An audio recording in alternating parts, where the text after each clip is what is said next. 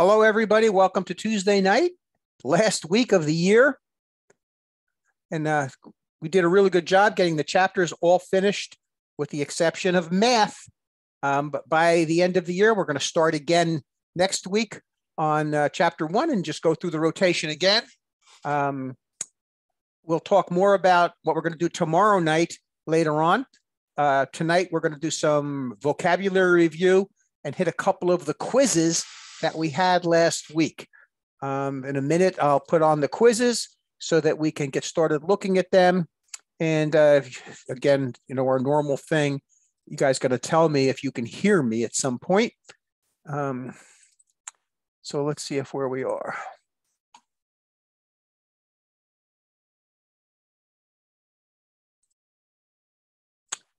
All right, we're going to be on the class marker now for zoning and planning. We have 10 questions.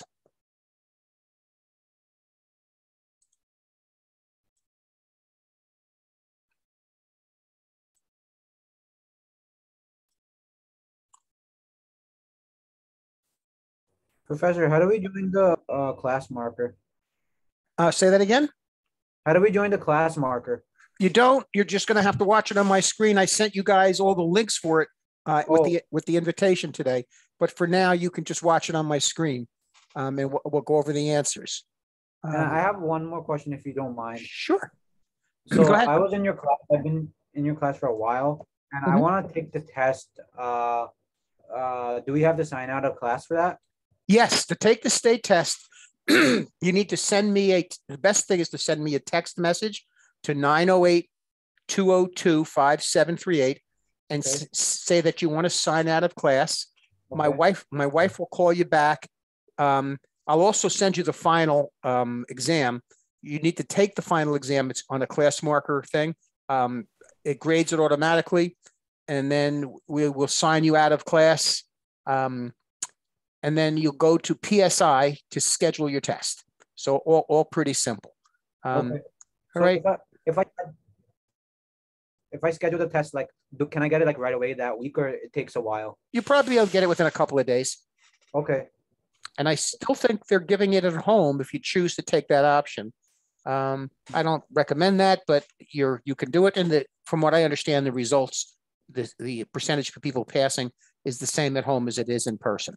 So, but just the protocol that you have to go through to take it at home so they can make sure you're not cheating is sometimes is a little nerve-wracking for people. Okay. So what we're going to do tonight is we're going to go over a couple of tests, and then we're also going to do some vocabulary. Tomorrow night, I think we're going to do some math and some more tests. A couple people have asked for math tomorrow night, and then we will next week start on chapter 1 again. People who want to sign out, please go ahead and sign out. The market is still great. There's opportunities to make money. The sooner you get your license, the sooner you can start making money. This has been a fantastic year. It's unbelievable, in spite of COVID, how great of a year it's been. So get your licenses. That's all I can tell you. All right. So I hope you can all hear me, and I hope you can all see the first slide, which says planning, zoning, and building. Question 1 of 10. The question is, planning boards are made up of how many members? And the answer is 7 or 9 members. The Municipal Land Use Act specifies that each municipality has to have a planning board, and it must be made up of 7 or 9 members. The second question is, every municipality must have, and under this Municipal Land Use Act, everyone must have a master plan. Every municipality has to have a master plan. And the next question, we'll deal with that again. On the master plan, it must be amended or readopted every 6 years. So there is a process going on all the time, changing the master plan, working on the master plan, and every 6 years, it has to be amended or readopted. Question number 4.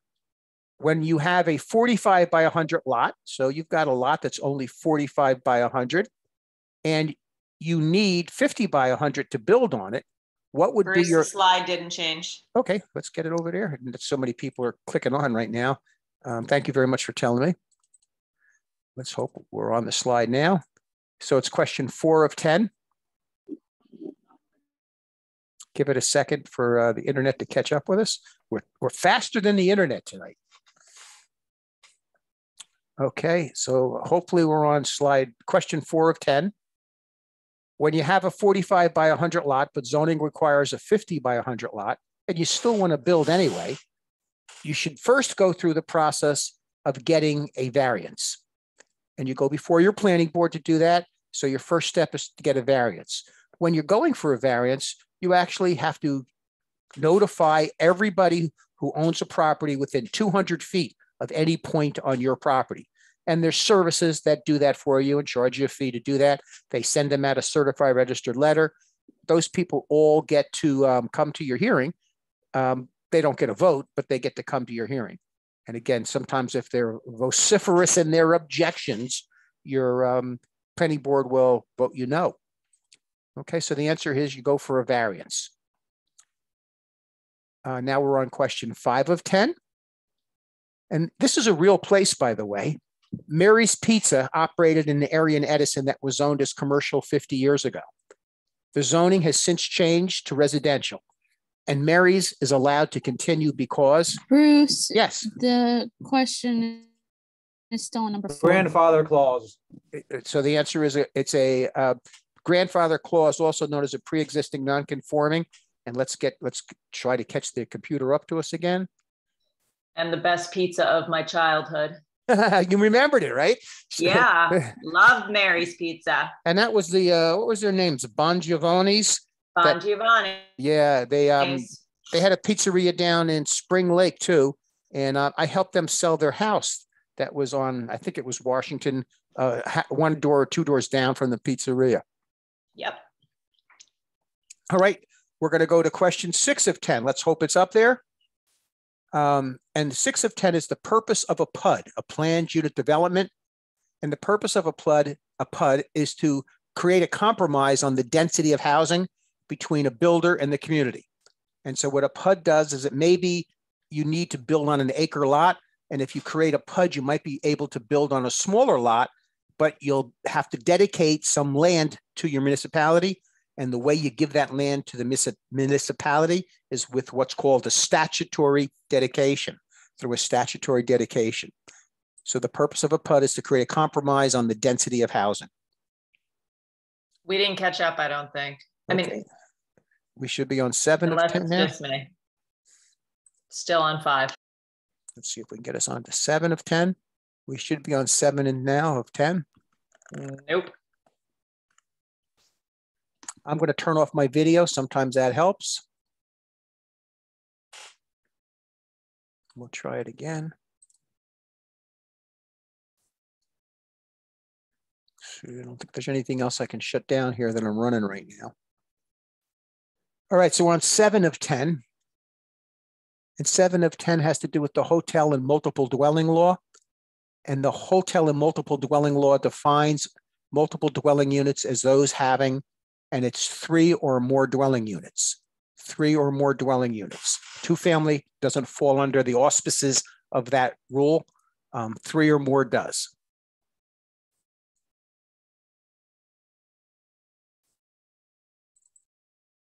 Now we're on 8 of 10. We're good. Thank you. Can a landlord be forced to put child safety window bars on a dwelling? And the answer is they can be on a building above the first floor with children 10 and under. So a person who lives above the first floor that has children 10 or under, like in a rental unit, can, in writing, ask the landlord to put child window guards, and the landlord must put them in. Now, question number 9. This should say building, not build, but building codes are enacted to, and it's to set construction standards for buildings.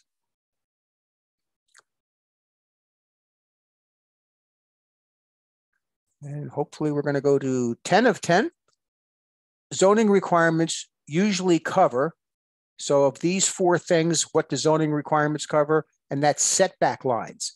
How far you're set back from the property, the street, or the side property next to you, or the back of your lot. Okay, so that's zoning, planning, and building.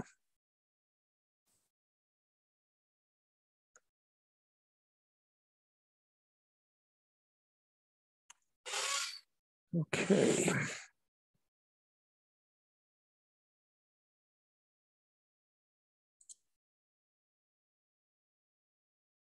Pardon me, Professor, what chapter was this exam for?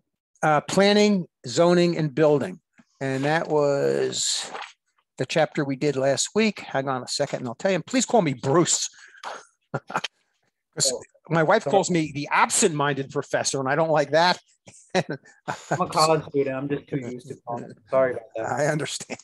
And my sister is a professor at Cornell, so she would be really angry if she found that you guys are calling me professor. So let's see, that would be chapter 24 is the one we just did, chapter 24. And now we're going to do environmental issues, which is chapter 27.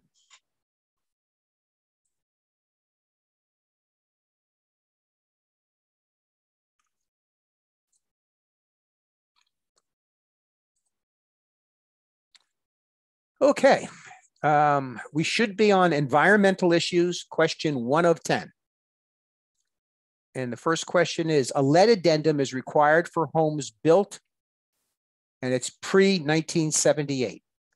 In 1978, they stopped using lead for gasoline, they stopped using lead for paint, they stopped using lead for other things. So if your home was built before 1978, there must be a lead addendum accompanying the contract. Question number 2, radon. What is radon? Radon is a colorless, odorless gas. So radon is a colorless, odorless gas. It's heavier than air. And by heavier than air, what does that have to do with anything? It means that it comes out and it sits on the floor of your basement. It doesn't rise up to the upper floors. It's because it's heavier than air, it sinks. So it sits on the floor of your basement. A colorless, odorless gas. Question number 3, the generally acceptable level of radon is less than 4 picocuries per liter. Less than 4 picocuries per liter. That's a measurement of the amount of radiation it has. What is mold? Mold is an organism. And again, neither radon nor mold has any legal responsibility for the seller to remediate. It's decided by negotiation in the contract. Number 5, if you use well water for drinking water in a dwelling, then the contract for sale must have a private well testing addendum. Now, sometimes the term they use for a well being your drinking water is if a well is your potable water supply. So again, if your well is your potable water supply, you have to have a well testing addendum in the contract of sale. Now, that well testing addendum does not require the seller to fix the well. That well testing addendum only requires the seller to test the well and provide the results to the buyer. With that well testing addendum, if the buyer does not like the results of the well test, they can cancel the deal. Question number 6, ISRA stands for, an ISRA is used in commercial type properties, not residential, and it stands for the Industrial Site Recovery Act. And what it does, the ISRA, what it does is it assigns every commercial endeavor a code, and depending on the code, if it changes hands, if it's going to sell, if the code is a certain level, you have to get an environmental study. If the code is less than a certain level, you don't need an environmental study. You find out what your ISRA code is by calling the Department of Community Affairs in Trenton. Let's see if somebody seems to be having trouble getting in. Let's see what's going on.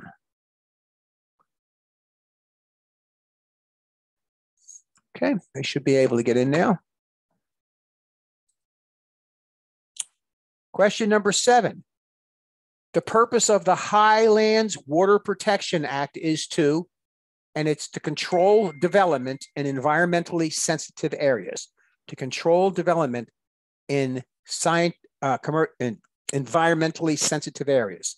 Again, we have some areas in New Jersey that do certain things environmentally. provide clean water. The Highlands does that because water drains from the highlands down to the lower areas, and we don't want to have too much development in there and harm the water supply.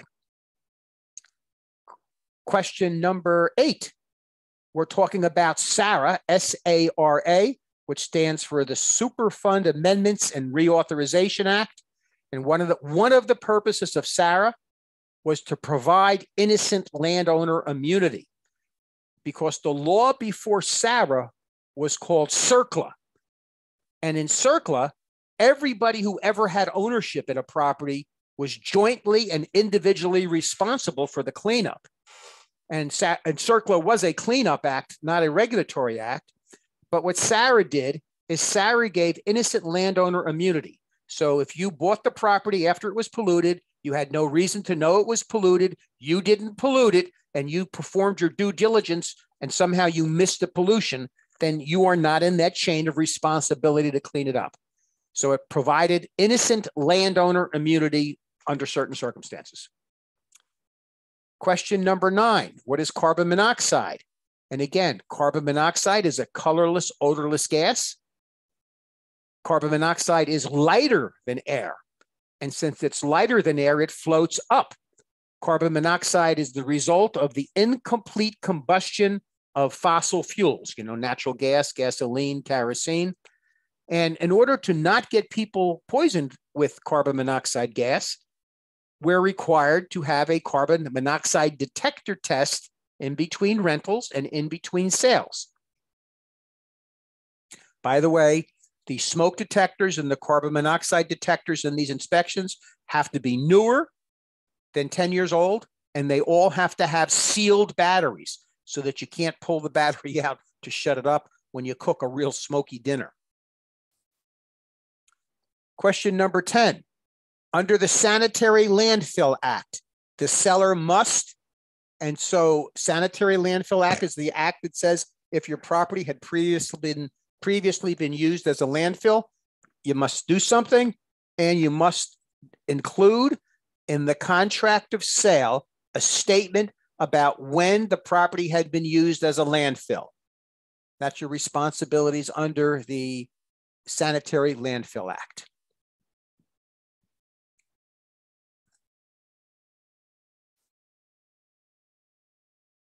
Let's go to the next one.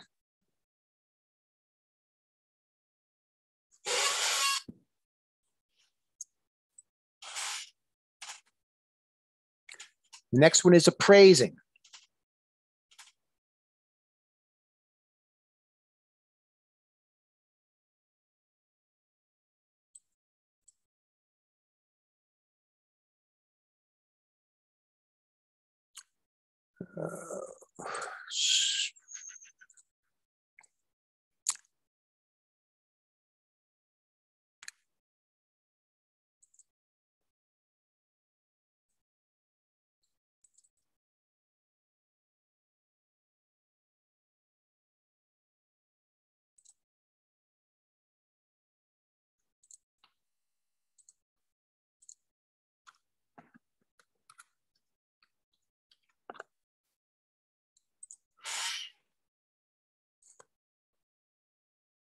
Okay, this is the test, the quiz on appraising. So we all should see appraising, question 1 of 14. Appraising, question 1 of 14. So the very first thing in that chapter are the economic characteristics of value, and they are DUST, D-U-S-T, demand, utility, scarcity, and transferability. So the answer is A. We just mixed up the order they're in. And in the test, that's a very common thing. We have this kind of a question. They mix up the order, so you've got to kind of read through it and pick out the right answer. Question number 2. There's 3 methods that a real appraiser uses, and those 3 methods are comparable sales method. That's what we use for houses like single-family houses. Cost approach. That's what we would use for a church. And income approach. That's what we would use for a strip mall or an apartment complex. And again, comparable sales, cost, and income. Chapter 3, the formula for income approach is, and the formula for income approach is the value is equal to the NOI divided by the cap rate. Value is equal to NOI, net operating income, divided by the cap rate. Net operating income is the rent minus vacancy factor minus expenses, but we never include debt service in NOI. And that's because how much you owe on a building has nothing to do with what that building is worth to me. Question number 4. The most appropriate method of valuation for an apartment building is income. Value by income is equal to NOI divided by cap rate. Value by income. Question number 15. The most appropriate method for valuation of a church is the cost approach. And think about it. Church doesn't have income, so how could you use the income approach? And there's really not a lot of comparable sales for churches. So you would do a cost approach for a church. Question number 6.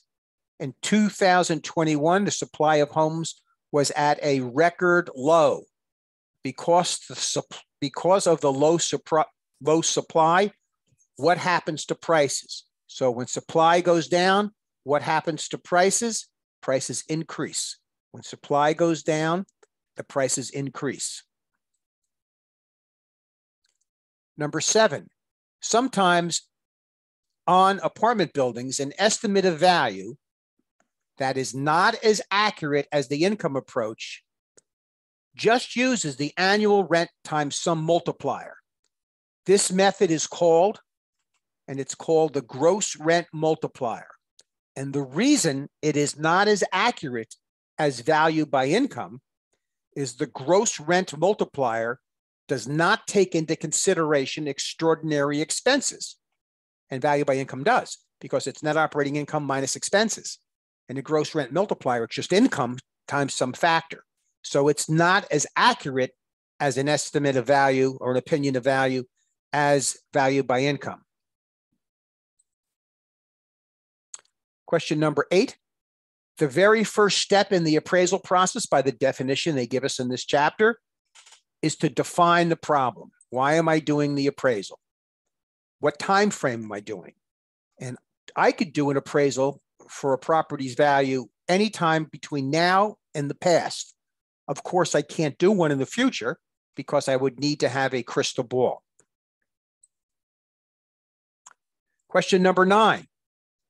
In the cost approach, if we are considering, in another typo here, this should say an exact duplicate, we should use, and it's the reproduction cost, If we were to use the replacement cost, we would use current building materials and current building techniques. When we use the reproduction cost, we're using whatever the building was originally built with back in 1812, and this materials that it was built with back in 1812, that's reproduction cost. Replacement cost is similar utility, current materials, and current building techniques. Similar utility, current materials, and current building techniques for the replacement method. Question number 10. In the income approach, if you're doing value by income, what do you not use? Well, you use the rent. We know that. We use the real estate taxes. We know that. We have a vacancy factor we have to put in there. We know that. We don't use mortgage payments because debt service is not used. Again, because how much you owe on a property has no relation to what I think it's worth. Question number 11. In the conformity principle of value, and remember we said the principle of conformity has 2 subsets. Having the largest home in the neighborhood may be an example of, and it's regression. Having the largest home in the smallest neighborhood may be an example of regression.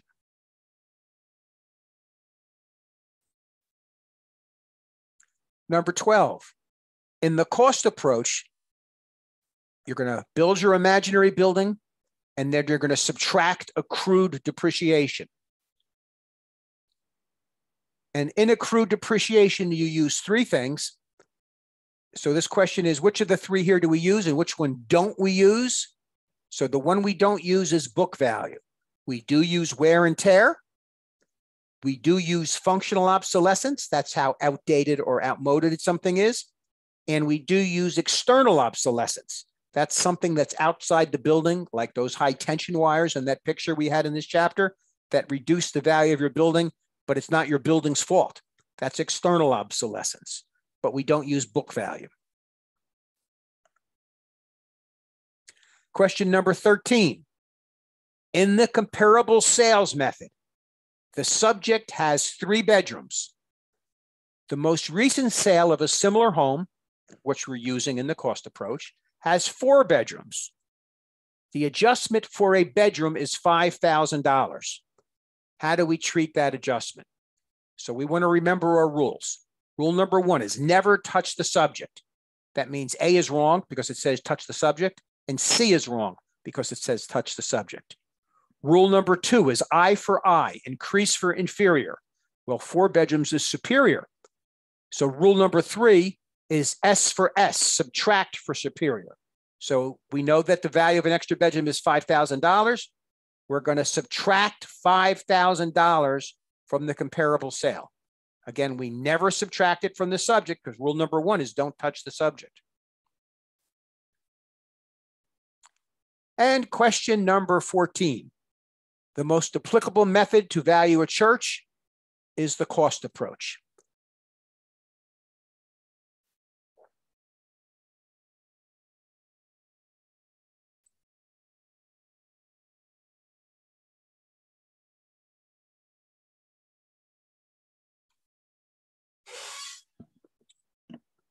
Okay.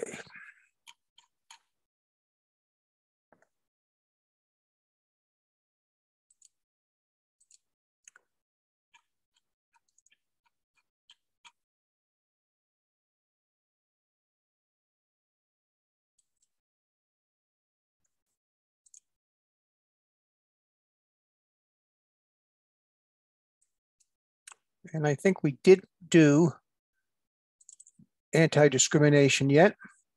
So let's do that one.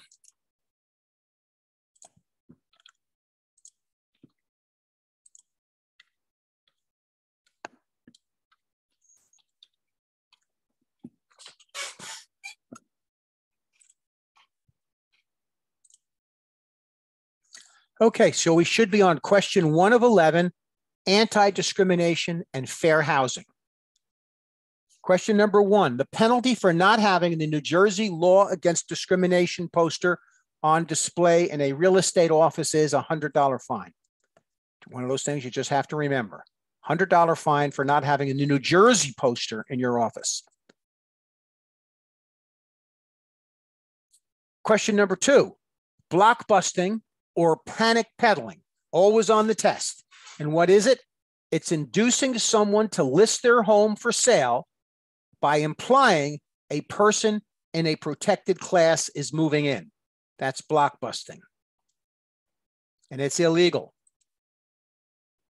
Question number 3, what is an example of racial steering? And this is one of the tricky kinds of questions they have on the test that drives me nuts, because this is an all of the above and number D. You got to watch out for these because you got to read everything. And by the way, if you have an all of the above answer and you find 2 of them that are correct, well, then you know that it's got to be all of the above, right? So what's racial steering? It's not showing an Asian client homes in a Latino neighborhood because you're steering him away from that neighborhood. Or it's taking an African-American buyer to only African-American neighborhoods because you're steering that buyer only to a certain neighborhood based on race. Or taking a white buyer to only neighborhoods with white homeowners. Again, steering. So the answer to this one is all of the above, and steering is illegal. This anti-discrimination on the federal level is administered through HUD. HUD actually sends out testers, and they send them into your office to see if you do that.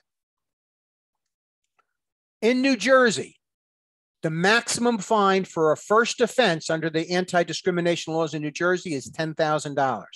That's the maximum fine for the first offense in New Jersey. In housing, The protected class most discriminated against most often, and we talked about this, is handicap buyers and tenants. That was a big surprise to me. More than half of the complaints for discrimination on a federal level or for discrimination against handicapped.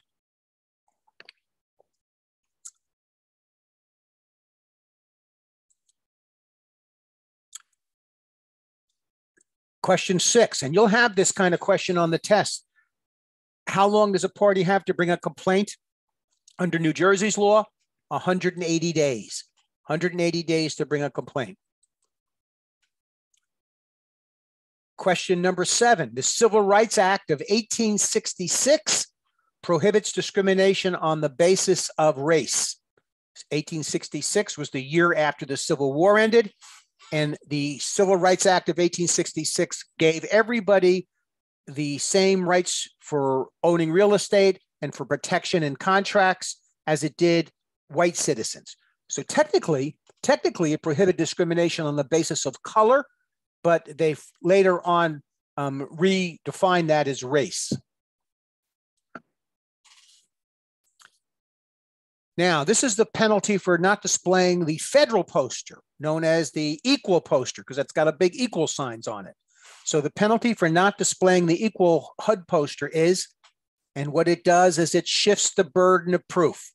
So if you have that poster up in your office and somebody comes in and says you discriminated, they must prove that you discriminated. If you don't have this poster up in your office, if they don't have this poster up in the office and somebody claims you discriminated, then they don't have to prove it. You have to prove you did not discriminate. That could be a very expensive proposition when you talk about what lawyers charge. Federal anti-discrimination laws are administered through which department? And it's Housing and Urban Development, HUD, Housing and Urban Development. This kind of question is on the test all the time. A seller tells you to list their home, but not show the home to any Asian buyers. What should you do? And you should refuse to take the listing unless he removes that restriction. Certainly do not put that into the MLS. Certainly do not do it and help him not show it to any Asian buyers. Not insuring loans in areas based on protected classes is known as redlining. And remember, redlining is when they drew a red line around a neighborhood and the FHA would not insure loans in African American and Asian neighborhoods. That was made illegal in 1965, but prior to 1965, it was very difficult for African American and Asian people to buy homes unless they did conventional. And in those days, you needed 20% down for conventional, where FHA, you only needed 3.5%. So that's called redlining. Okay, so that's our quizzes for tonight. You know, I'm getting to enjoy creating these quizzes because I think it's a good learning opportunity for everybody. And, you know, you guys can take them at home whenever you want, and you can take them over and over again. I don't put a one-time limit on it. So I think it's certainly something that is helpful. Now we are switching to vocabulary. Somebody asked for vocabulary, so we're going to hit some vocabulary for the rest of the night tonight. Tomorrow, we're going to go over a few more quizzes and also do some math to get ready for New Year's Eve. Everybody I know has got COVID now or has somebody in their family having COVID. So everybody, please be careful. Please wear your mask. If you can get vaccinated or get double vaccinated or triple vaccinated.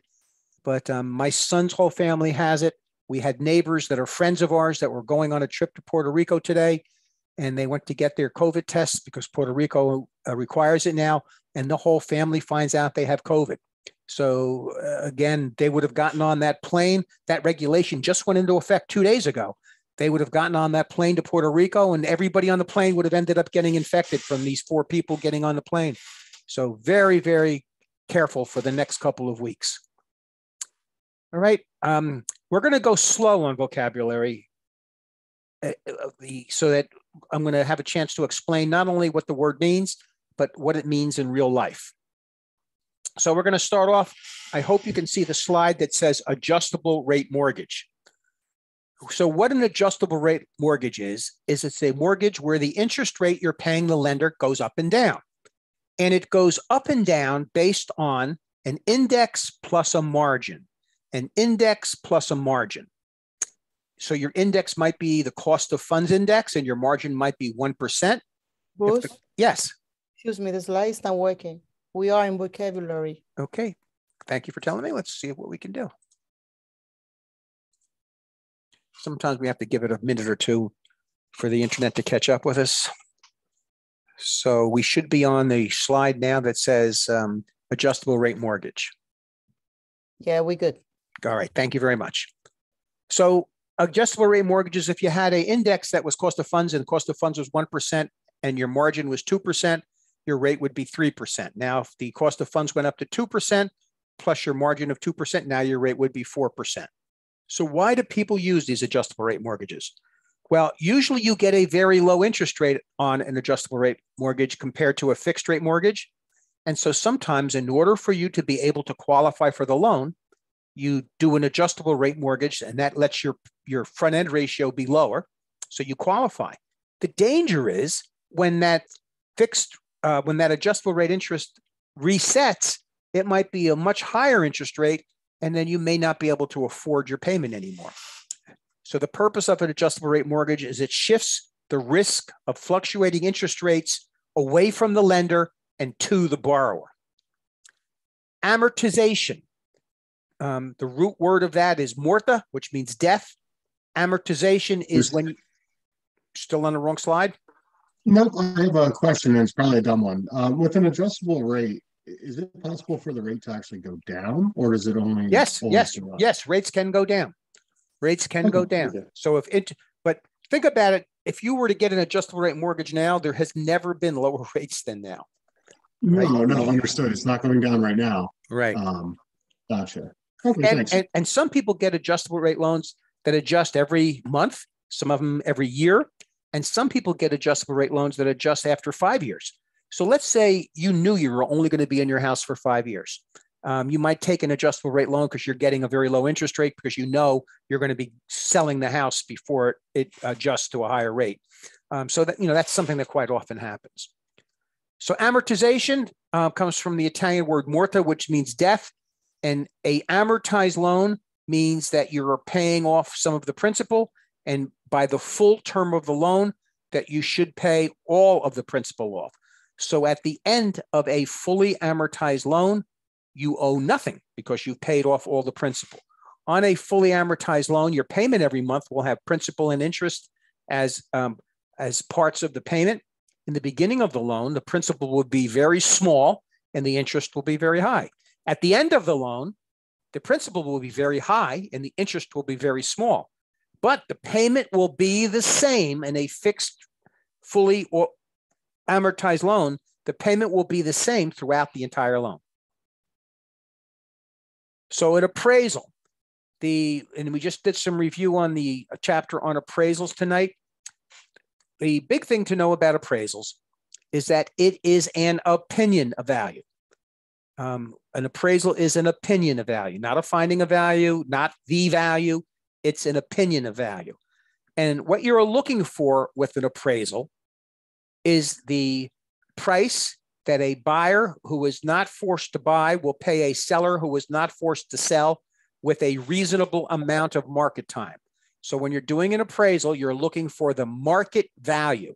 You're looking for the market value. And the very first step in the appraisal process is to define the problem. Why am I doing the appraisal?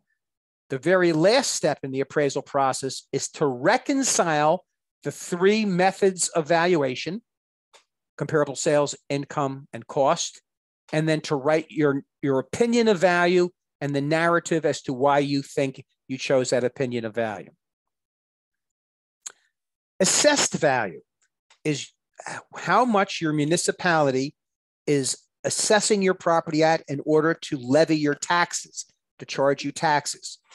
Your assessed value is made up of two parts: your assessment for your land value plus your assessment for your improvement value. And remember, your assessed value may not be the same as your market value. There is a ratio called the equalization ratio, which converts assessed value to market value. A buyer's agent is somebody who has a fiduciary responsibility to a buyer. A buyer's agent has a buyer for a client. If you are a buyer's agent, a seller is your customer. Your buyer is your client. You owe your buyer old car, obedience, loyalty, disclosure, confidentiality, accountability, reasonable care, and diligence. So if you're a buyer's agent, you owe your buyer all that. If you're a buyer's agent, you owe the seller only honesty. Closing refers to the meeting that takes place when the sale of the property is finalized. At closing, there are two closings. There's the title closing. That's when the grantor signs the deed and gives the deed to the grantee. And there's the mortgage closing. That's when the borrower signs the mortgage and the promissory note and gives the mortgage and the promissory note to the lender. Usually the closing, we say the closing agent, and it's not real estate agent. The closing agent is usually the title insurance company or the buyer's attorney. Comparative market analysis. That's one of the methods by which we come up with a value in appraising, our opinion of value. And the comparable market analysis looks at other similar properties that sold in a similar time frame or are active in the similar time frame. And in the comparative market analysis, we have three rules. Rule number one is never touch the subject. Rule number two is eye for eye. That's increase for inferiorities. If the comparable is inferior, you're going to add a positive number to the comparable's sale price. And S for S, subtract for superiorities. So if the comparable has a superior number of bedrooms, you're going to subtract from the sales price of the comparable to come up with an adjusted value. So again, rule number one is never touch the subject. Rule number two is increase for inferiorities. Rule number three is to subtract for superiorities. Contingencies are in a contract, and you'll have typically a mortgage contingency. You'll have a Private Well Testing Act contingency. You'll have a lead addendum that creates a contingency. You'll have a home inspection that creates a contingency.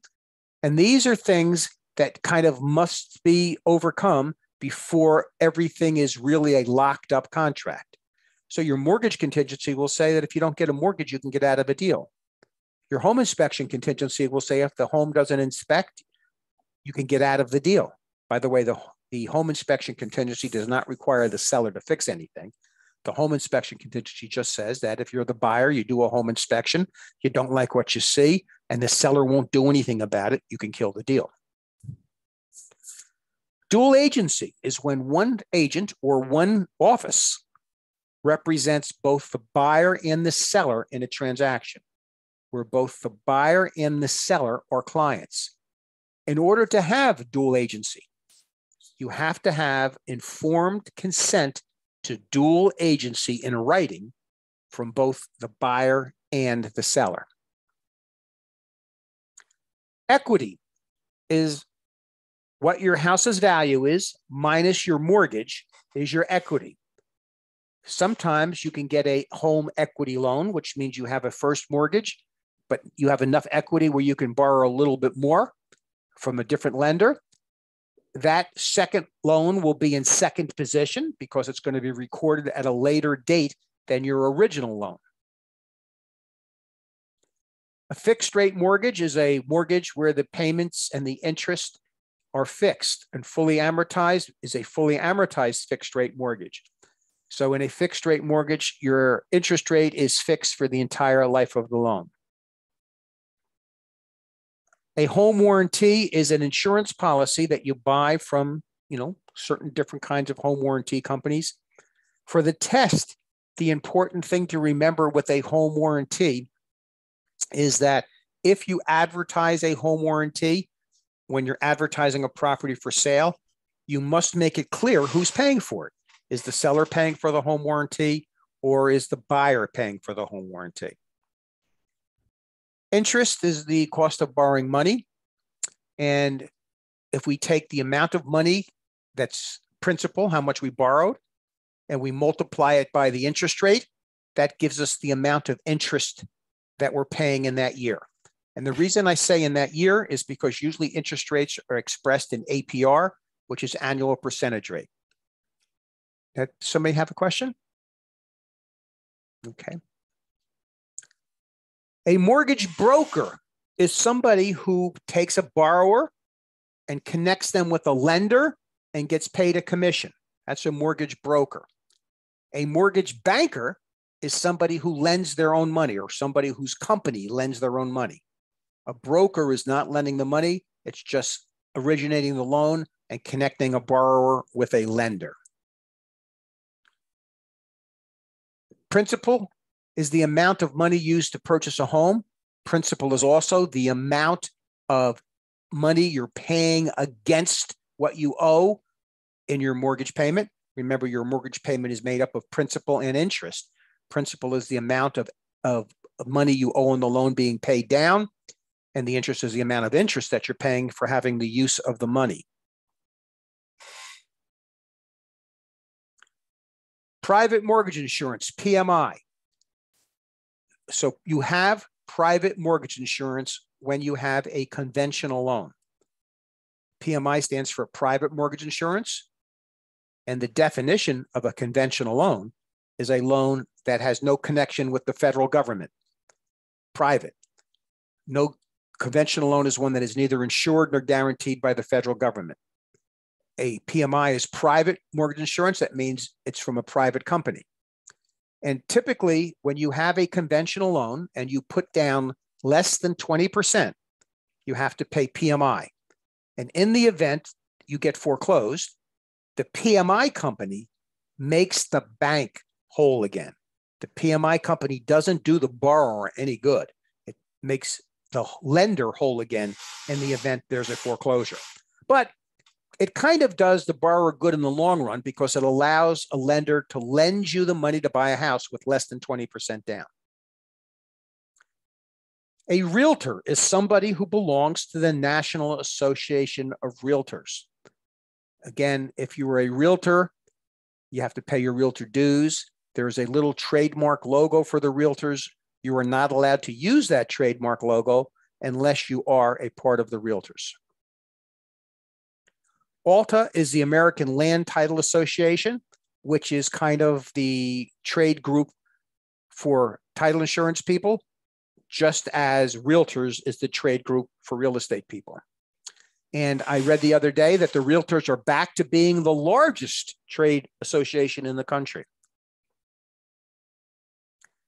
We did amortization already. It comes from the word morta, which means death, and it's killing off the principal over the course of the loan. APR is annual percentage rate. And this is tricky because when your loan is 6% APR and you owe $100,000, take that $100,000 and multiply it by 0.06 means you'll be paying $6,000 in interest a year. And they're going to ask you what your monthly payment is. So don't forget, you've got to divide by 12 to get the monthly payment. You will have an answer, because it's a multiple choice question. You will have an answer that corresponds to if you forgot divided by 12. So just remember, APR stands for annual percentage rate. Chain of title comes about with your title insurance. Chain of title is the list of all the owners who own the property, starting from you going backwards. Your owner number 6, you bought it for number 5, who bought it for number 4, who bought it for number 3. And each of those ownerships and each of those owners' title insurance creates kind of a link in a chain that protects everybody. Closing statement is the statement that you receive at closing, and that closing statement has debits and credits on it. Remember, by definition, purchase price is always a credit to the seller and a debit to the buyer. Purchase price is a credit to the seller and a debit to the buyer, always. And we're going to use the little trick that we learned, anything that makes the buyer's wheelbarrow full of money that he has to bring into closing heavier is a debit to the buyer. Anything that makes the seller's check at closing smaller is a debit to the seller. My favorite is the commission. That's a debit to the seller. The one that is the trickiest is the buyer's new first mortgage. The buyer's new first mortgage is a credit to the buyer because it's that much less money he has to bring in his wheelbarrow. So the buyer's new first mortgage is a credit to the buyer. And the other question that comes up in the test quite often is if the seller is going to hold a mortgage. So if the seller is going to provide the financing, a seller-held mortgage is a debit to the seller and a credit to the buyer. Because if the seller is going to hold a mortgage for $5,000, his check is going to be smaller by $5,000, a debit to the seller. And if the seller is going to hold a mortgage for $5,000, that's $5,000 less that the buyer has to bring in his wheelbarrow. So a credit to the buyer. So a seller-held mortgage is a debit to the seller and a credit to the buyer. Cloud on title is something, I think we use the word now, if you're on the internet, of throwing shade. It's throwing shade onto the title. So an irregularity or something that makes the title look like it's not correct or might impair the title. How do we correct a cloud on title? Two ways. A quitclaim deed is one potential way, and a motion to quiet title is another one. What will a cloud on title do? It'll keep your title insurance company from issuing you a title insurance policy.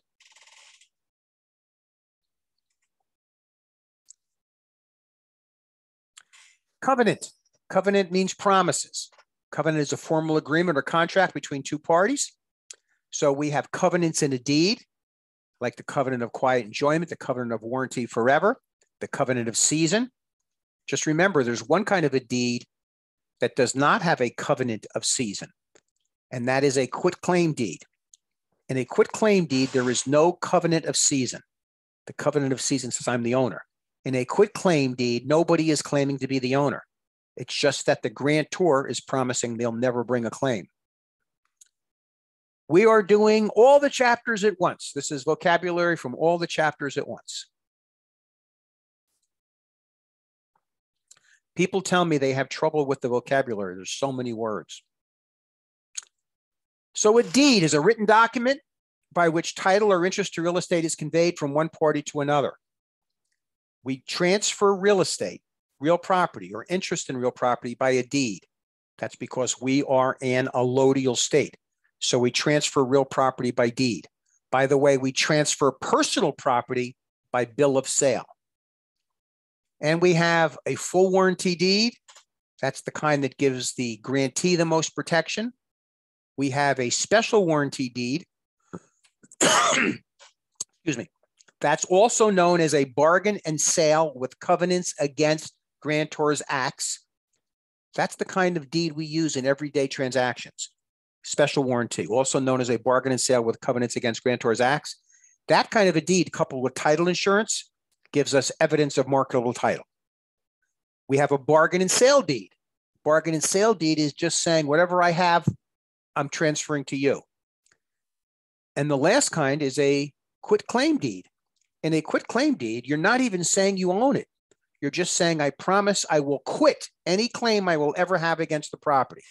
So a quitclaim deed does not have a covenant of season. We also have deeds for special occasions. We have a sheriff's deed if something's sold at the sheriff's sale. We have an executor's deed if something is sold as a result of a estate where somebody died when there was a will. We also have an administrator's deed when somebody dies and there's no will and an administrator is appointed. We also have a guardian's deed if the grantor is not a competent party, 18 sane and sober.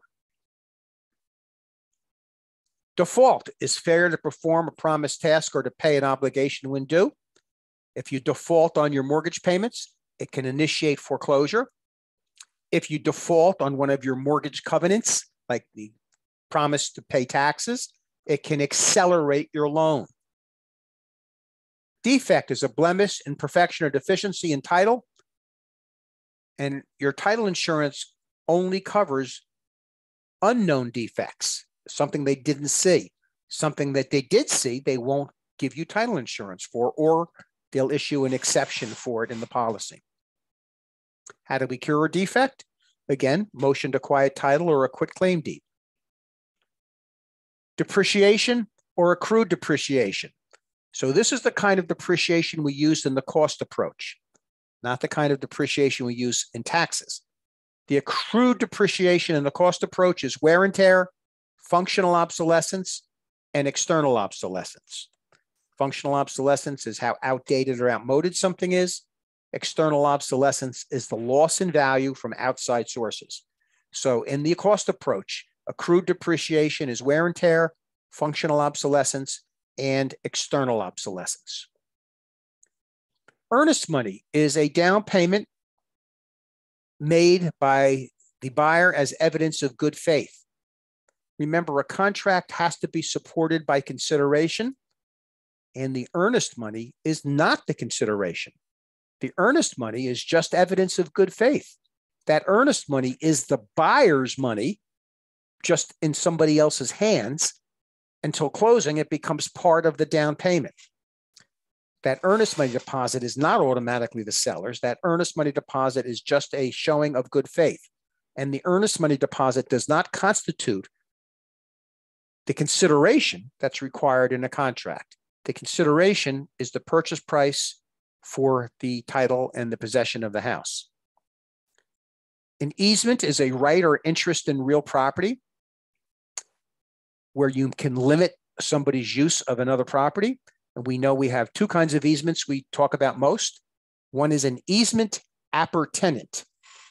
And an easement appurtenant is said to run with the land. That's when you have two adjacent properties, a dominant estate and a servient estate. And if the dominant estate has an easement appurtenant and they have the right to cross over the servient estate can't stop them from crossing over. And then the other kind of easement we have is an easement in gross. An easement in gross is like high tension wires running over your property or a gas line running under your property. There's not two adjacent properties. Instead, there's the right of someone else, like a power company, to use part of your property for running their lines over or under. When you have an easement appurtenant, it is giving the dominant party egress. It's letting the dominant party come onto your property. You can no longer restrict them from going over your property. Eminent domain is the right of the government to take away your property without your permission. In our bundle of rights, one of our rights is the right to sell or not to sell. Eminent domain takes that right away. And the process by which the government takes that right away is condemnation. So eminent domain is the right to take it away.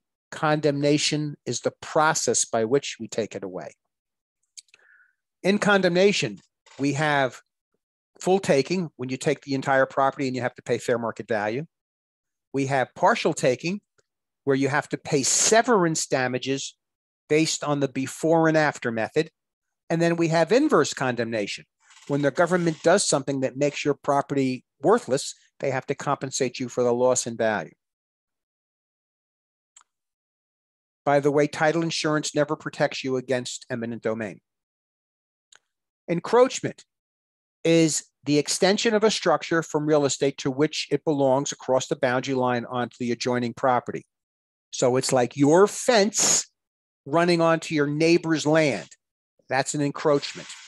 The reason it's problematic is it could create an adverse possession situation somewhere down the road. So you would find an encroachment when you do a survey, and the encroachment, if you're buying a property, the encroachment might stop your title insurance company from issuing you a title insurance policy because now you have a known defect. An encumbrance is anything that complicates your ownership, your deed. Remember, we had the picture of the donkey with a backpack on. Anything that weighs that donkey down, anything that weighs your deed down is an encumbrance. It could be a lease. It could be an easement. Somebody is asking for these slides. We'll try to get them out for tomorrow. Whenever I'm getting slides that I'm sure I want to send out, I have to make sure I don't say anything stupid. So I'm doing my best. Usually my wife's nearby, and if I say something stupid, she hits me in the head. Endorsement. This is an addition or modification to title insurance. So you might have something extra you want to put on your title insurance. You do that with an endorsement. Exceptions are things that the title insurance company found that they're not going to insure. And an exception on title insurance is eminent domain. Title insurance never protects you against eminent domain. Fee simple is the highest form of freehold ownership.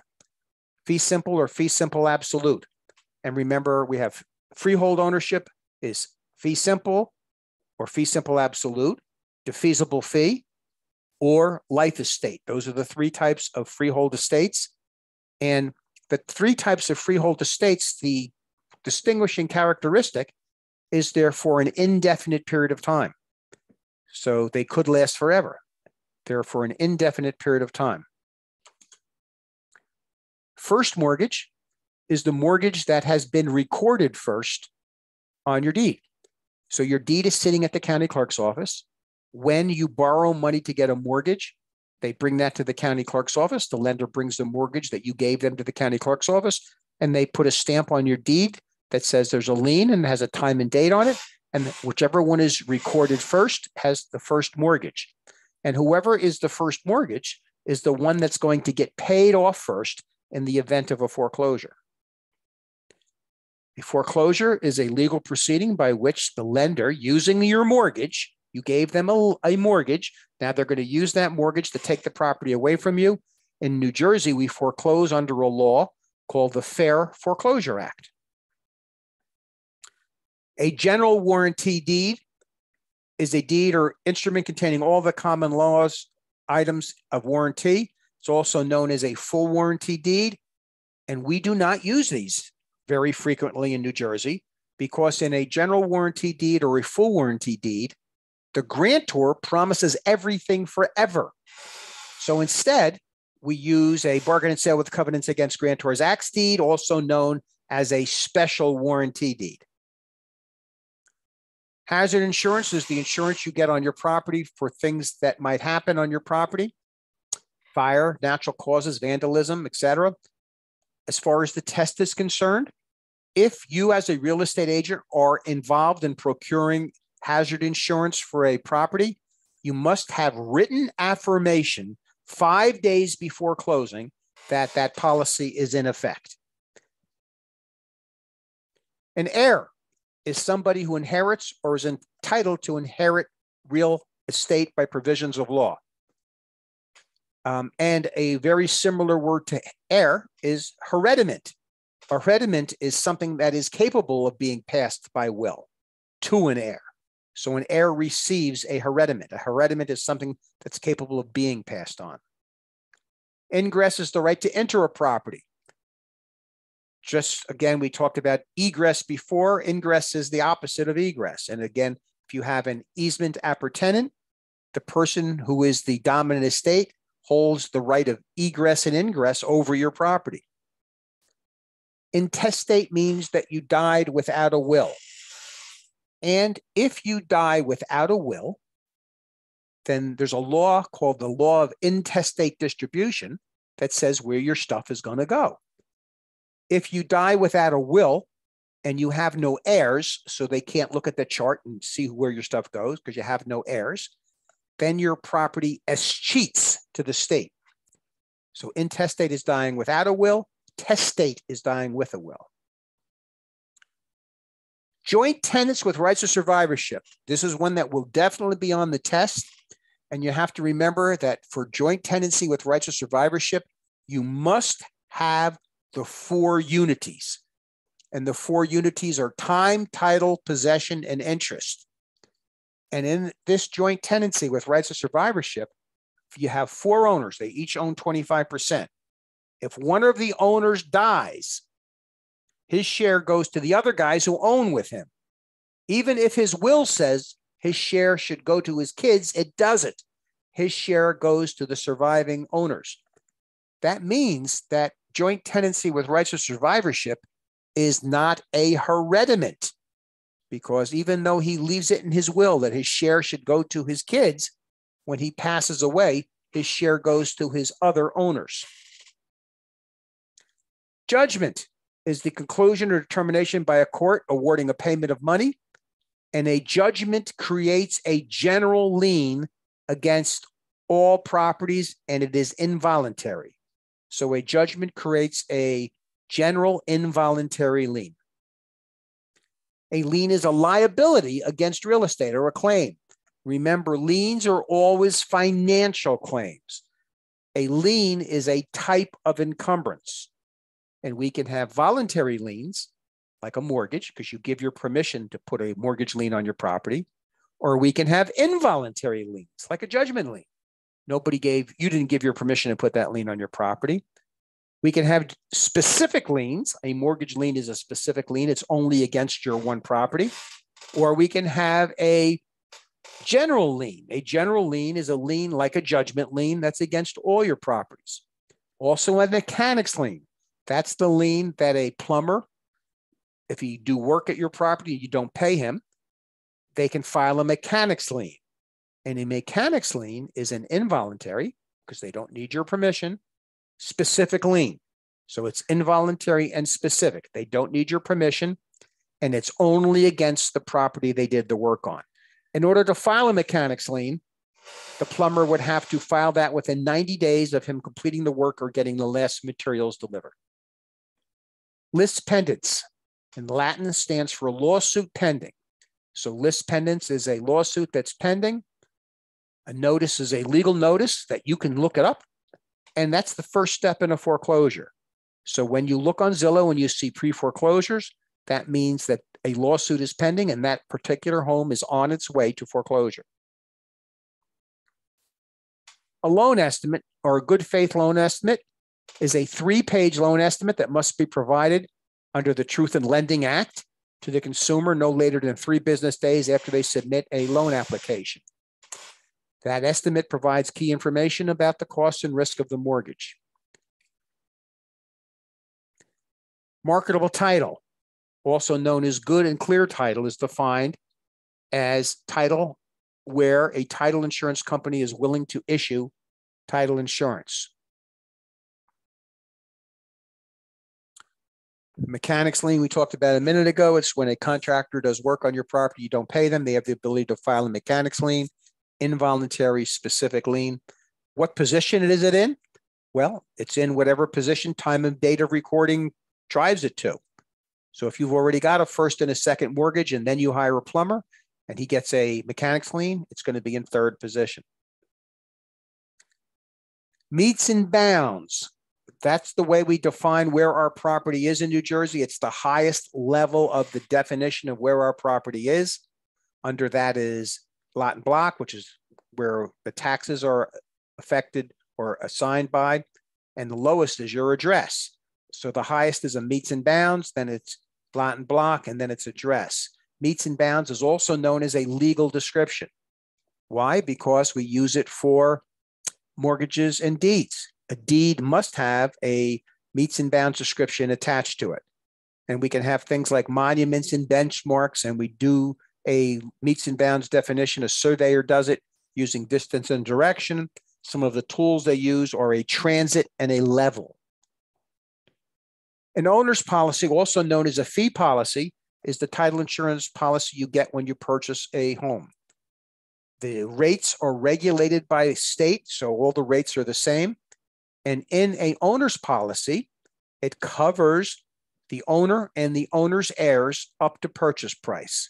The owners and the owner's heirs up to purchase price. It's a one-time fee. It is not assignable. So when somebody buys your house, your policy doesn't cover them. But if somebody inherits your house, then the policy would cover them. Power of attorney is a legal instrument that authorizes someone else to act as you. And here it says a legal instrument that authorizes one to act as another's agent or attorney. And what a power of attorney does is it means if you grant somebody power of attorney, when they sign a document, it binds you to the document. And typically the way they would sign it, if I gave my wife power of attorney, she would sign Lee Parker as attorney in fact for Bruce Parker. Preliminary title report is your order title insurance. You're going to get a preliminary title report. Then you're going to get an abstract of title, which is a written report that has everything that they found out about the title in it. And then you're going to get a chain of title. You're the sixth owner buying it from the fifth, buying it from the fourth, buying it from the third. Promissory note. When you borrow money to buy a house, you are going to give your lender a mortgage that allows them to take the house away from you if you don't pay them. So you're hypothecating your house as a security for a debt. You also give your lender a promissory note. The promissory note is the IOU. I owe you this money. And on a loan, you give the bank a mortgage. The mortgage allows the bank to take your house back if you don't pay them. And the promissory note allows them to sue you for a deficiency judgment in the event you don't pay them.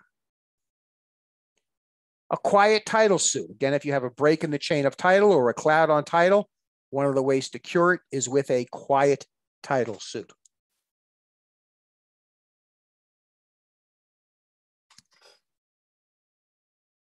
Quitclaim deed. A deed that does not imply the grantor holds title. So there is no covenant of season, but they surrender and give to the grantee any possible right that they might ever have. So you're quitting your claim. You're not saying you're the owner. You're just promising you'll never bring a claim. Riparian rights. For some reason, they love to have this on the test. Riparian rights are the rights that have to do with bodies of water that flow. So if it has ripples on it, it has riparian rights. Title search is the careful exploration of all the records in order to create that abstract of title and that chain of title. How do they do a search? They go to the county clerk's office because that's where everything is recorded, at the county clerk's office. Second mortgage is one that has been recorded at a later date than the first mortgage. Your first mortgage was recorded in 1998. Your second mortgage was recorded in 2021. The first mortgage in the event of a foreclosure gets paid off first. Special warranty deed, that's the one we use for everyday transactions. And it's also known as a bargain and sale with covenants against grantor's axe deed. Bargain and sale with covenants against grantor's axe deed. Subdivision is when you take a piece of land and you cut it into 2 building sites. Remember, if you cut it into 2, it's a minor subdivision and it doesn't need an environmental study. If you cut it into 10 or 20 pieces, it's going to need a major subdivision and you're going to need an environmental impact statement.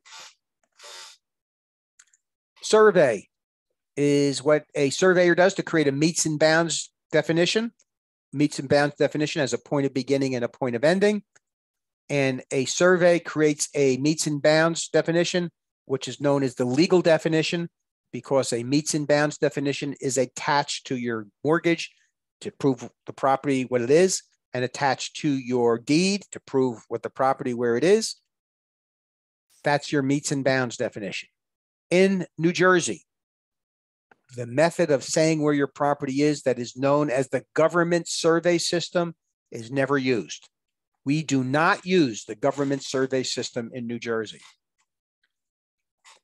So everybody has to pay taxes. If you don't pay your taxes, it creates a lien. And unpaid taxes create a lien in first position, even without being recorded. Once a year, municipalities hold a tax lien sale, some more than once a year, where people who haven't paid their taxes have their taxes paid by an investor, and then the investor charges them interest and they get a tax lien certificate. And if they hold that tax lien certificate for 2 years, they can foreclose on the property for the unpaid taxes.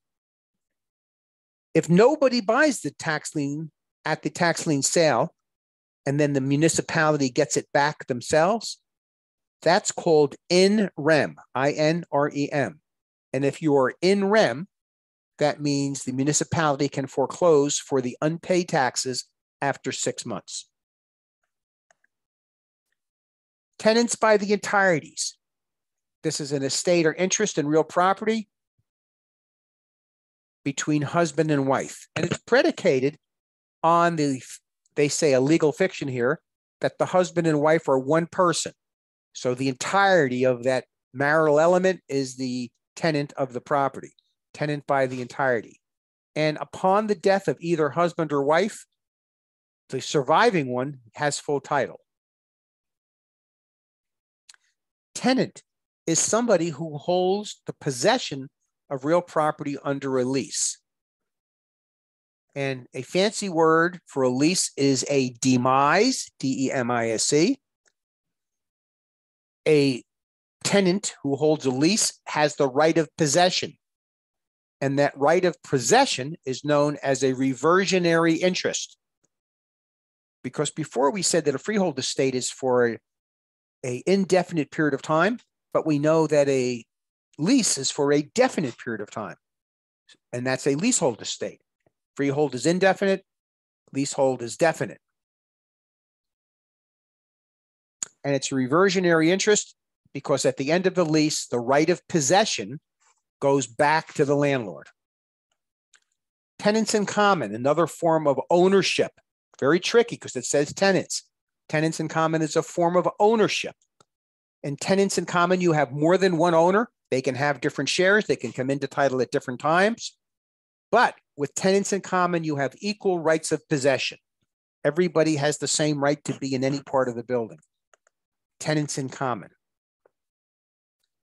A title commitment is after the title insurance company has done their title search and created their abstract and their chain, they give you a formal contract that says they will definitely give you title insurance upon closing. That's your title commitment. And typically that's the last thing that you look for before you close. When you get that title commitment, the attorney for the buyer has ordered title, and when they get the title commitment, that's the last thing you're going to look for prior to closing.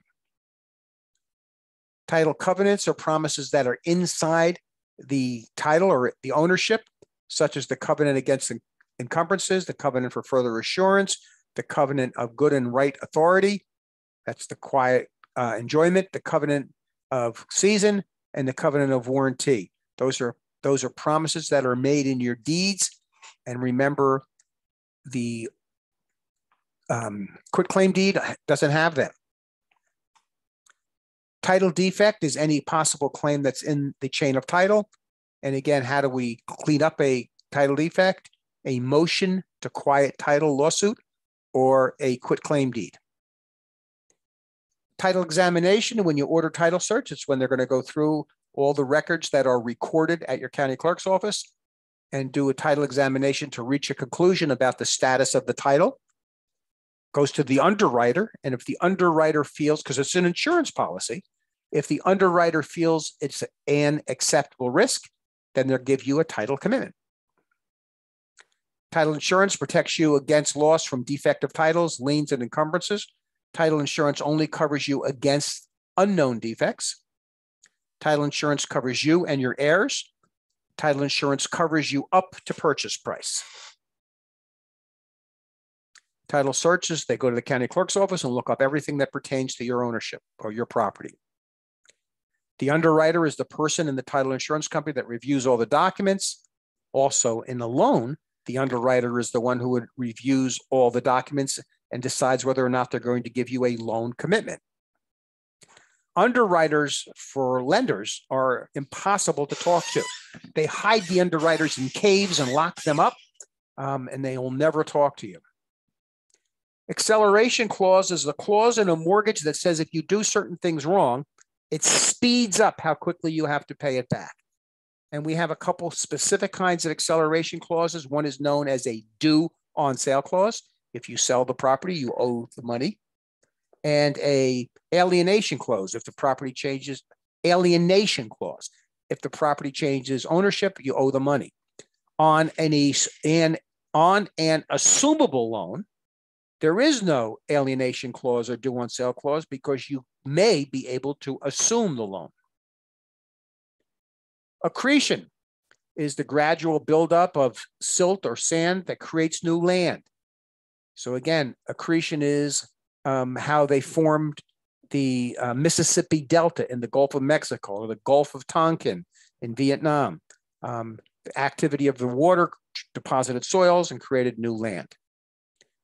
An addendum is a change or a change or addition to a real estate contract. There might have been terms that were not in the original contract, or you're going to change it, and all the parties are going to have to sign for it. When that addendum is put forth, it actually reopens attorney review again because it's a change of the contract. We talked about an adjustable rate loan before, has an index and a margin, and it takes the risk of interest rate fluctuations away from the lender and gives it to the borrower. A real estate investment trust is a form of ownership. It's kind of like a holding company for real estate. In order to have a real estate investment trust, very important, you need to have at least 100 shareholders. 75% of its total assets have to be in real estate. And 90% of its annual income has to be distributed every year as income. Real estate investment trusts typically are the owners of shopping centers. A reverse mortgage is a loan that's available to homeowners 59 and older. And a reverse mortgage, every time you make a payment, you owe more money. Every time you make a payment, every month that goes by, your principal goes up. That's a reverse mortgage. And you can do it as an annuity, where you get a payment every month, or you can do it as a lump sum. But on the first month, you owe the bank 100, on the second month, 101, on the third month, 102, and so on. A special assessment is something that your municipality has done that's going to improve your value, but they're going to charge you for it. So you might get a new storm sewer. They're going to charge you. That's a special assessment. Typically on special assessments, they're going to give you a certain amount of time to pay it off. And a special assessment acts the same as real estate taxes. It creates a lien. Again, if you're in real life, you're going to have to, if you have a special assessment, let a buyer know. And then there's going to be some negotiation between the seller and the buyer about who's going to pay that special assessment. Realty transfer tax is a tax that the seller pays. Realty transfer tax is the amount you pay starts out at a small percentage, and the more expensive the house gets, the greater the percentage. And it counts as a debit against the seller at closing. There's also an extra realty transfer tax for prices above $1 million, and that's 1%. Now, while the normal realty transfer tax is paid for by the seller, the millionaire's tax, the 1%, you're going to negotiate who's going to pay that. Either the buyer or the seller can pay that. A triple net lease is a commercial lease. And remember, in a triple net lease, the tenant is going to pay a flat fee. And then they're going to pay, in a triple net lease, a share of the taxes, a share of the insurance, and a share of the common area charges.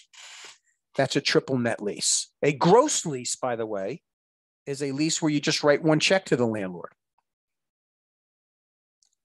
Timeshare, also known as interval ownership or also known as vacation ownership, is you have ownership of the property for a specific week in the year. So you might have the week between Christmas and New Year's so that you can go down to Disney and have a timeshare. One of the unique things about a timeshare is under the law, the Timeshare Act, it allows the payment of a referral fee to a non-licensed person for referring somebody. However, it can only be in a non-monetary fashion. So it can't be money. It has to be like a free week or a free trip. Truth in Lending Act enacted in 1968 under the Consumer Protection Act. It's there to let the buyers know the true cost of borrowing and to prevent bait and switch loans. Under the Truth in Lending Act, part of it is Regulation Z. That requires the disclosure of the annual percentage rate, the name of the lender and the name of the borrowers, the sum of all the payments being made, if there's any prepayment penalties. VA loans are loans that are made from a lender where the VA, remember they're made from a lender now, where the VA guarantees the loan. I think the guarantee on a VA loan is around $89,000. So the first $89,000 that the bank would lose if the property was foreclosed, the VA will pay directly. On a VA loan, it's for a person who has VA eligibility, somebody who has been honorably discharged, has VA eligibility. The first step in a VA loan is you go to the Veterans Administration. I think it's called the Department of Veterans Affairs now. You get a certificate of eligibility. You go to any bank that has VA loans. The amount how much they lend you is at market rate. The VA doesn't set the interest rate. But what the VA loan does is it allows a down payment as low as 0. So you can have 100% loan to value ratio with a VA loan. And the person who originally gets the VA loan, it has to be a veteran, but a VA loan can be assumable by non-veterans. Very important point. A zoning variance, as we talked about in the test earlier tonight. You want to build that house on a 45 by 100 lot. You have to go before the planning board and ask for permission to build it on that smaller lot, and they would grant you a variance. Sale leaseback, always on the test. A sale leaseback is an arrangement where a seller sells his factory and the buyer allows the seller to stay on as a tenant. So the seller becomes the tenant and the buyer becomes the landlord. The purpose of a sale leaseback is to increase the liquidity of the seller and to improve the tax position of the seller. So a sale leaseback is when the seller becomes the tenant and the buyer becomes the landlord. There's two kinds of property, personal property and real property. The definition of real property is anything that's not personal property, and the definition of personal property is anything that's not real property. Remember, property can change back and forth from real to personal. It can be personal property and then become real property by a method of attachment. And it can start out as real property and then become personal property by severance. That means cutting it free. So a tree is real property. You cut it down, it's personal property because of severance. You use the tree to build a log cabin, you're permanently attaching it, it becomes real property again. A hurricane comes and blows the log cabin down, all the debris is personal property again. So the tree is real, the tree goes down, it's personal. Use the tree to build a log cabin, it's real. The log cabin gets blown away, all the debris is personal. An installment contract. It's an agreement for the buyer to pay the purchase price in installments over a set period of time. The seller will hold title to the property until all the payments are made. This is also known as a contract for deed or a land contract. A ground lease is what a store like Walmart might use. They're going to sign a lease for a piece of property, generally fairly long, 30 years to 99 years. And Walmart is going to build its own building. At the end of the lease, Walmart's responsibility is to take down the building.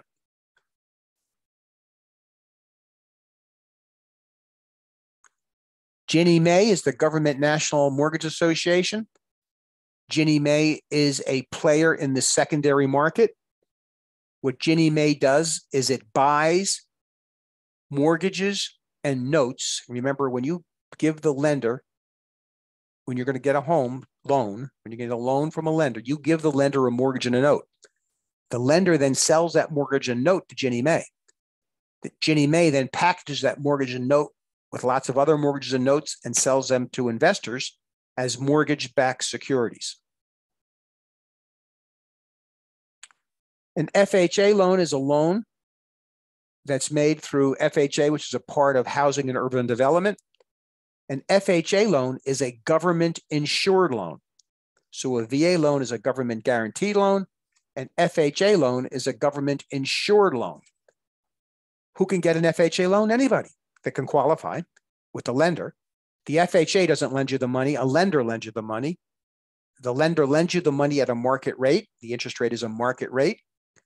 The thing about an FHA loan is it allows you to buy the house with as little as 3.5% down. However, if you have an FHA loan and you're putting 3.5% down, you must pay a funding fee and you must pay MIP. So on an FHA loan, you pay MIP. Remember before on a conventional loan, you pay PMI. FHA loans are assumable. And FHA loans, I think the limit now in Monmouth County and Middlesex County is $1 million. Incredible. Buying $1 million house with only 3.5% down. And if you declare bankruptcy, you can do it only 2 years past your bankruptcy. Incredible. Fiduciary duty. If you are somebody's agent, you have a fiduciary duty to that person who is then your client.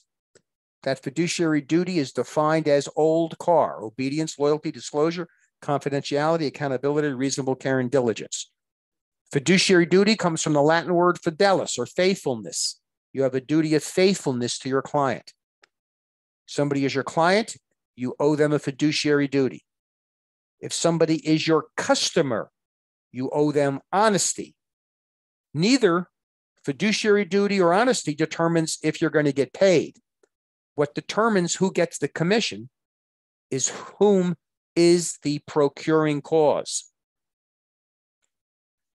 Debt service is what you pay on your pre-existing debt, and the term debt service is most appropriate to us when we talk about value by income. We do not include debt service in our NOI figures. We do not include our mortgage payments in our NOI figures in our value by income. Again, because how much you owe on a house has no relationship to how much that house is worth to me. Caveat emptor means buyer beware in Latin. We are a buyer beware state. The buyer does the title search. The buyer does the home inspection. It's up to the buyer to find out everything they need to know about it. Caveat emptor means buyer beware. A conventional loan is a loan, again, that is neither insured, which would be an FHA loan, or guaranteed, which would be a VA loan, by the federal government. Typically, you're going to put down 20%. You put down less than 20%, you're going to pay PMI. That stands for private mortgage insurance, because conventional loans have nothing to do with the government. Bona fide means bona is good, fide is faith. A bona fide buyer is somebody who's buying it that has no connection or no hidden agenda. And that's it. That's all I have tonight on the vocabulary. So that's going to end it for tonight. We went a little fast. I apologize for that. Usually that takes me a little longer. Tomorrow night, we're going to do, I'll send you another quiz tonight, but we'll do a couple more quizzes tomorrow. And we will do tomorrow some math. A couple people are asking to sign out. And again, you're going to contact Lee at 732-266-3366. You're going to contact Lee and she'll sign you out. 732-266-3366. Especially this this segment tonight with the quiz and with the vocabulary, I'll try to get up on my YouTube channel tomorrow so that you can look at it again. If anybody has anything special they want to add to tomorrow night's class, I'm happy to do that. If we do a whole 2 hours on math, you'll all go insane. But we want to do some of the basic stuff that we know will be on the test. But if anybody has any special things they want to go over tomorrow night, we will certainly do that. next Tuesday, we'll start chapter 1 again. And that means the people who have joined like in progress will start everybody will be starting at chapter 1. We actually have quizzes now for every single chapter. So if you want a quiz on a chapter, let me know. We have the final exam. If you want the final exam, let me know. If you want, I think now I've got about 500 questions altogether. If you want all 500, let me know. I'll send you all 500. Whatever you need. On the quiz maker, on the, sorry, on the digital. Yep. Mm-hmm. Great. Yep. Okay. All right. It makes it much easier than I used to send you the PDFs and then we'd have to grade them and I'd have to hand grade them and go over them. This makes it a lot easier. Plus you can do them a million times and, erase the answers and start all over again and take it again. Hopefully it'll help everybody pass. And that's what I was going to ask you for, if we could have all chapters, but if we can just ask you for that, then that would probably be the same thing. All right, cool. Thanks, Bruce. All right. So we'll see you guys tomorrow night. Let's see. We got another question here. Oh, thank you. All right. And I guess, thank you. Wish everybody else, everybody here a happy new year and please be safe. Take extra precautions right now. It would be a shame to go through these couple of years of COVID. And if you've not gotten it in a couple of years, it would be a shame to catch it here at the end. So extra precautions. Even I am wearing a mask everywhere now. And I was somebody who didn't always wear a mask, but now I am. All right, guys, we'll see you tomorrow.